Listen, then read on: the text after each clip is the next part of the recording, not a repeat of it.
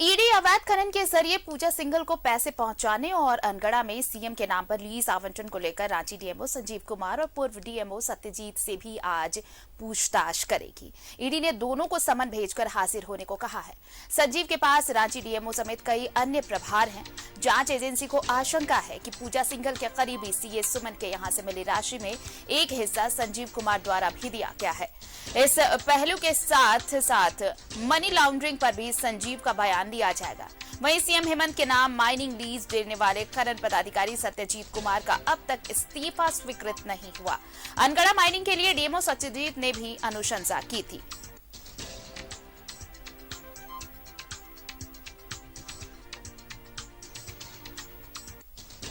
तो आज कई राज खुलेंगे। डीएमओ से पूछताछ। ईडी ने दोनों को समन भेजकर पूछताछ के लिए बुलाया है। अचानक गायब हो गए थे सत्यजीत कुमार और सत्यजीत का इस्तीफा नहीं हुआ है अब तक स्वीकृत।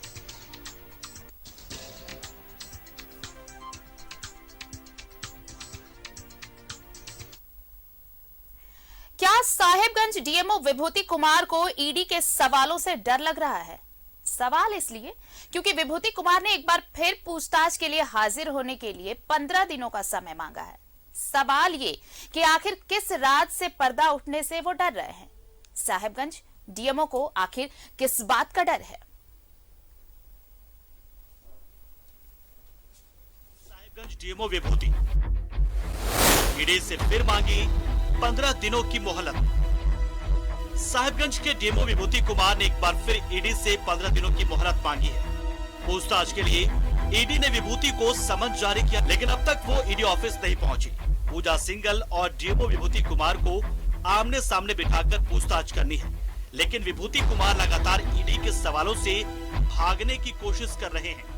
साहिबगंज के डीएमओ विभूति कुमार को ईडी के द्वारा लगातार समन भेजा जा रहा है, लेकिन विभूति कुमार जो हैं वो लगातार समय की मांग कर रहे हैं। ऐसे में एक बार फिर से विभूति कुमार के द्वारा 15 से 20 दिनों की समय की डिमांड की गई। पहली वजह बनी थी डिमांड करने की जो वो अपनी बेटी की शादी को लेकर के बताया गया था कि इसके घर पर शादी है और उसकी बेटी की शादी, इसलिए उसे समय चाहिए, जिसके बाद उसे छोड़ दिया गया था। लेकिन एक बार फिर से जब दोबारा समन भेजा गया तो फिर से एक बार समय की मांग की गई। विभूति कुमार पर आरोप है कि मनी लॉन्ड्रिंग के तहत कई जो पैसे हैं उसे ब्लैक मनी से व्हाइट मनी करने की कोशिश की गई है। साथ ही साथ इस पूरे खेल में, अवैध खनन के खेल में, साहेबगंज के इलाके में धड़ल्ले से अवैध माइनिंग का खेल चला, जिसमें डीएमओ का रोल जो है काफ़ी अहम है। तो क्योंकि इस पूरे मामले में तत्कालीन सचिव खनन विभाग की पूजा सिंघल से भी लगातार पूछताछ की गई। पूछताछ के दौरान जो अब तक जानकारियां मिली हैं कि कई अवैध खनन से जुड़े मामलों को लेकर के कई डीएमओ की सहभागिता रही थी और इस अवैध खनन से जुड़े हुए थे, जिसमें पूर्व में पाकुड़ और दुमका के डीएमओ से भी पूछताछ की गई थी। लेकिन एक बार फिर जब ये पूरी जाँच की गति को और आगे बढ़ाने की कोशिश की जा रही है तो कहीं न कहीं साहिबगंज के डीएमओ से पूछताछ होना बेहद जरूरी है। रांची के हिनू में साहिबगंज डीएमओ विभूति कुमार का आवास है, जहां से ईडी ऑफिस की दूरी 2 किलोमीटर से भी कम है। बावजूद ईडी के समन के बाद भी विभूति कुमार अब तक एक बार भी ईडी ऑफिस नहीं पहुंचे। रांची के हिनू किलवन कॉलोनी स्थित इनका आवास है, जहां पर लगातार जो समन जारी होने के बावजूद जो है वो ईडी के जो टीम है उनके आवासीय कार्यालय पर या फिर कार्यालय में ईडी के पास जो है विभूति कुमार उपस्थित नहीं हो रहे हैं। अब ऐसा माना जा रहा है कि कहीं ना कहीं ईडी को इस पूरे मामले पर बड़ी कार्रवाई करनी होगी, जिसके बाद इस पूरे मामले में आगे जो है कई कार्रवाई देखी जा सकती है। इस जगह पर जो कि किलवन कॉलोनी के नाम से यह जाना जाता है, यहाँ से ईडी कार्यालय महज 1.5 किलोमीटर की दूरी पर है। ऐसे में लगातार साहिबगंज के डीएमओ जिनका आवासीय जो है वो इसी जगह पर मौजूद है, ऐसे में यहाँ से कम दूरी होने के बावजूद लगातार डीएमओ अपनी बातों को ईडी के समक्ष बयान दर्ज नहीं करा रहे हैं। पूछताछ के लिए साहिबगंज डीएमओ के ईडी दफ्तर नहीं पहुंचने पर कई सवाल खड़े हो रहे हैं। सवाल ये कि ईडी के सवालों से क्यों भाग रहे हैं विभूति? समन के बाद भी हाजिर नहीं हो रहे साहिबगंज डीएमओ। इसके पीछे साहिबगंज डीएमओ का मकसद क्या है? क्या पूजा की रिमांड अवधि खत्म होने का इंतजार कर रहे हैं विभूति? ईडी को पूजा और विभूति से आमने सामने करनी है पूछताछ। कोर्ट ने इसी आधार पर बढ़ाई है पूजा सिंघल की रिमांड। पूजा सिंघल भी ईडी के सवालों का नहीं दे रही सही तरीके से जवाब। क्या आमने सामने नहीं होना चाहते पूजा और विभूति? इन दोनों के बीच में दफन है कौन से राज? आमने सामने होने से राज का हो जाएगा पर्दाफाश। ऐसे कई सवाल हैं जो खड़े हो रहे हैं। अब ये भी जान लीजिए साहिबगंज डीएमओ विभूति कुमार पर क्या है आरोप। डीएमओ विभूति कुमार ने की है करोड़ों रुपए की अवैध कमाई। अवैध माइनिंग सिंडिकेट के प्रमुख हैं डीएमओ विभूति कुमार। धनबाद के रहने वाले हैं विभूति कुमार। धनबाद में खड़ी की है कई अवैध संपत्ति। कोलकाता के कालिस्तान होटल में भी विभूति का निवेश। काली कमाई को सोने के बिस्किट में किया है तब्दील। साहिबगंज और भागलपुर में खरीदे करोड़ों के सोने के बिस्किट। साहिबगंज खनन पदाधिकारी विभूति कुमार पर करोड़ों की काली कमाई का आरोप है। जिस विभाग के वो अधिकारी हैं, उस विभाग की सचिव ईडी की रिमांड पर है। ऐसे में दोनों के आमने सामने पूछताछ से पूजा सिंघल के बड़े नेक्सस से पर्दा उठ सकता है। न्यूज़ 11 भारत के लिए रांची से इमरान की रिपोर्ट। और चलिए हमारे साथ सहयोगी अंजनी जुड़े हुए हैं, सीधे उनका रुख कर लेते हैं। अंजनी, देखिए समन भेजा जा चुका, पहले भी कहा क्या जब 3 जिलों के डीएमओ को बुलाया गया था उस वक्त साहिबगंज के डीएमओ विभूति कुमार नदारद रहे, वो नहीं पहुंचे, मोहलत मांगी। जब दोबारा फिर उन्हें क्वेश्चन किया क्या कि समन किया क्या कि आना है पूछताछ के लिए, उसके बाद भी ये सामने आई बातें कि 15 दिनों की मोहलत और मांगी गई। आखिर ये बचना बचाना क्यों, किस बात का डर है? पूछताछ तो चल रही है और कॉपरेट करना चाहिए, क्योंकि अब देखिए ईडी तो साफ साफ चाहती है कि जिस डीएमओ के जरिए पैसे की वसूली होती थी और हिस्सा बराबर बराबर बांटा जाता था, वो कहां से आता था, कहां तक जाता था। अब अगर ये आमने सामने पूछताछ तो तब तक संभव नहीं हो पाएगी जब तक आप आएंगे नहीं। आखिर बच क्यों रहे हैं? देखिए बच रहे हैं, मतलब कहीं ना कहीं दाल में कुछ काला है जी। और यदि वो लगातार बचते रहेंगे तो ये कहीं ना कहीं उनके खिलाफ तमाम चीजें जाएंगी। आज हो कल हो 15 दिन के बाद हो, उन्हें ईडी के ये में उन्हें आना ही होगा। आप बच नहीं सकते हैं। ईडी के पास कई पूछताछ के कई तरीके हैं। यदि आप ईडी की बातों को नहीं मानेंगे तो ईडी आपके घरों में या आपके दफ्तर में भी आकर छापेमारी कर सकती है, बातचीत कर सकती है। तो कहीं ना कहीं अपने आप को निर्दोष साबित करने के आप तमाम फॉर्मूले अपना लें। यदि आपका इन्वॉल्वमेंट नहीं है तो आपको तुरंत आना चाहिए। लेकिन जो चीजें हो रही हैं वो कहीं ना कहीं शक के दायरे में लाकर खड़ा कर दे रही है और यही वजह है कि उन्हें लग रहा है कि अब आगे क्या होगा। लेकिन पूरे प्रकरण में देखेंगे आरती तो जिला खनन पदाधिकारियों की जो भूमिका रही है कहीं ना कहीं सवालों के घेरे में रहे हैं और किस तरह से पैसे की अवैध कमाई होती थी, पैसों की बंदर बांट कैसे होती थी, तो ये किसी से छुपा नहीं है।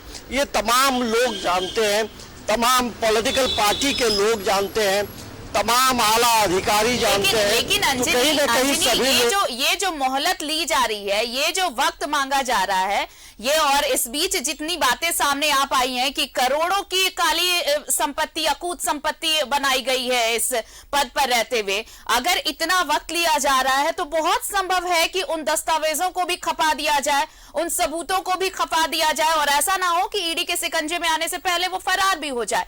तो ये बहुत जरूरी है कि जितनी जल्दी से जल्दी उनसे पूछताछ शुरू की जा सके। देखिए फरार भी हो सकते हैं लेकिन इतना आसान नहीं है। ऐसे में जो है ईडी जो है रेड कॉर्नर जारी कर सकता है और वैसे में उनकी परेशानियां बढ़ेंगी। लेकिन इतना तो तय है, जिस तरह से जो खबरें आ रही हैं, अकूत संपत्ति उन्होंने बनाया है और यही वजह है कि वो बचना चाहते हैं। वो कोलकाता की बात करें या बिहार में भागलपुर की बात करें, पटना की बात करें, तो कई जगहों में उन्होंने अपनी संपत्ति अर्जित की है। धनबाद में है, मूल रूप से जो बताया जाता है कि वो बिहार के रहने वाले हैं और अपने ज्यादा पैसों का जो इन्वेस्टमेंट है अपने राज्य में उन्होंने किया है। तो ये देखिए बड़ी चिंता की बात है। आप जितना लेट करेंगे इनकी परेशानी बढ़ेगी और कहीं ना कहीं जब भाग रहे हैं तो इसका मतलब ही यही है कि आपका इन्वॉल्वमेंट रहा होगा, आपने अकुत संपत्ति अर्जित की है और जो सूत्रों के हवाले से खबर मिली है कि कहीं ना कहीं पैसों के लेन देन में उनकी भी सहभागिता रही होगी। रहती होगी और यही वजह है कि उनके मन में एक डर और भय है। लेकिन आप ईडी के पूछताछ से भाग नहीं सकते हैं। ईडी आप तो कहीं भी रहेंगे, ईडी खोज लेगी और उसमें आपकी परेशानी बढ़ेगी। तो देखिए, ये झारखंड का दुर्भाग्य रहा है कि 22 वर्षों के अंतराल में जिस तरह से लोग पैसे कमाते रहे, बालू बिकता रहा, कोयला बिकता रहा, तमाम चीजें जो है बिकती रही, पैसे कमाते रहे और ऐसे अधिकारी जो है अपना जो चल और अचल संपत्ति जो है उसमें वृद्धि करते रहे। और आप देखेंगे कि जो आईएएस अधिकारी, निलंबित आईएएस अधिकारी हैं, उन्होंने भी अपनी चल अचल संपत्ति का जो एग्जैक्ट ब्यौरा देना उन्होंने नहीं दिया है। लेकिन अभी सबसे बड़ी बात है कि जो खनन पदाधिकारियों की जो भूमिका है, वो रांची के खनन पदाधिकारी हो या साहेबगंज के खनन पदाधिकारी हो, इनकी जो कार्यशैली रही है कहीं ना कहीं सवालों के घेरे में रही है। और यही वजह है कि ये लोग भाग रहे हैं, ईडी से मिलना नहीं चाहते हैं। जबकि आप देखेंगे जिस तरह से कल इमरान ने खबर बनाई है कि ईडी के दफ्तर से विभूति का जो घर है वो महज 1.5 से 2 किलोमीटर की दूरी में है। मतलब पैदल आप जाएंगे ईडी के दफ्तर से तो आपको 10 मिनट का वक्त लगेगा जी। आपने पहले ये कहा कि घर में बेटी की शादी है, ठीक है, वो बड़ा जरूरी चीज है, लेकिन जब वो समाप्त हो गया तो उन्हें तुरंत ईडी के दफ्तर आना चाहिए। देखिए, आपकी जो अकुत संपत्ति का है वो तमाम जानकारी भी ईडी को जरूर है। ईडी तमाम चीजों पे पैनी नजर रखी है, तमाम चीजों का ऑब्जर्वेशन की है और यही वजह है कि सम्मन जारी किया गया है। ईडी अचानक किसी को सम्मन जारी नहीं करता है आरती। आप पूरी तरह से ये कहा जाता है ईडी, ये भी है कि आज जो रांची के वर्तमान डीएमओ हैं और जो पूर्व डीएमओ हैं, उन दोनों से पूछताछ होनी है। तो जैसे जितनी पूछताछ बढ़ रही है, नए नए खुलासे हो रहे हैं। एक तरफ विभूति का इंतजार है कि वो कब ईडी दफ्तर पहुंचते, लेकिन आज जो पूछताछ होनी है उसमें भी कई अहम खुलासे होने की संभावना है, क्योंकि अब ये दोनों क्या बताते हैं कि कैसे वहां पर यहाँ की भूमिका भी कैसे। आप देखिए, जब बातें सामने आई कि रांची डीएमओ को भी समन किया गया, अब पूर्व जो डीएमओ रहे वो और जो वर्तमान है वो, अब उनकी पूछताछ में क्या कुछ निकल के आता है, ये बड़ा अहम होगा। जो चीजें हैं वो निकल कर आ चुकी है आरती।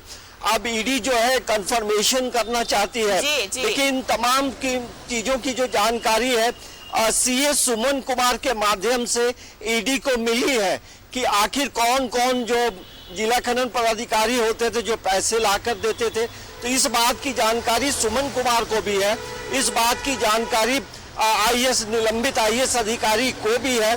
तो अब जो है ईडी चाहती है कि पूजा सिंघल के सामने बैठकर तमाम चीजों की बातचीत हो, क्रॉस सवाल जवाब हो। तो ये लोग बचना चाहते हैं। और दरअसल देखिए 25 तारीख जो है पूजा सिंघल की जो रिमांड की अवधि है वो समाप्त हो रही है। तो आप देखेंगे कि ज्यादा संभावना है कि जब उसकी रिमांड की अवधि समाप्त होगी तो उसके दूसरे दिन ये साहेबगंज के जो जिला खनन पदाधिकारी है वो जरूर आएंगे।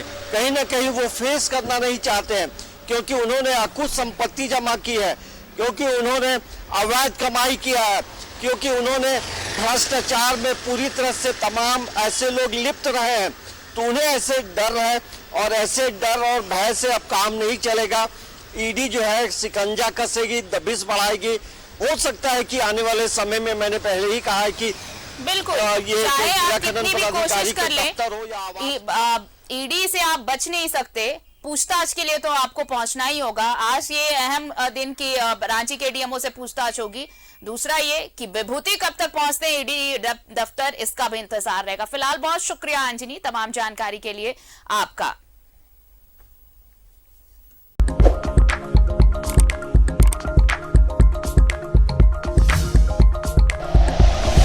Like and share videos, subscribe करें हमारा चैनल और प्रेस करें बेल आइकॉन। न्यूज़ 11 भारत, सच है तो दिखेगा।